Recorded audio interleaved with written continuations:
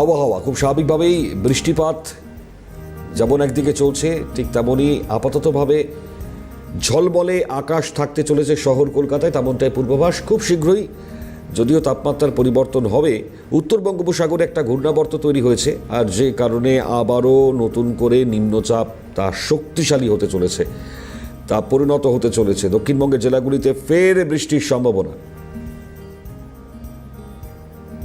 মফিজুল রয়েছেন আমাদের প্রতিনিধি, সরাসরি চলে যাব মফিজুল ইসলামের কাছে। মফি, সুপ্রভাত। কি জানাচ্ছে হাওয়া অফিস, সংক্ষেপে জানান।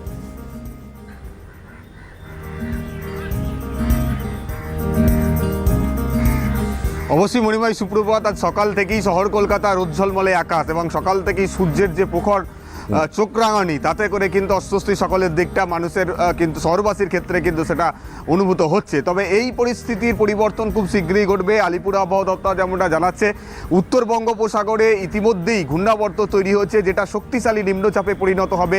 সেই যার প্রভাবে আজকে থেকেই কিন্তু কলকাতা শহর সহ দক্ষিণবঙ্গের একাধিক জেলায় বৃষ্টিপাত শুরু হবে।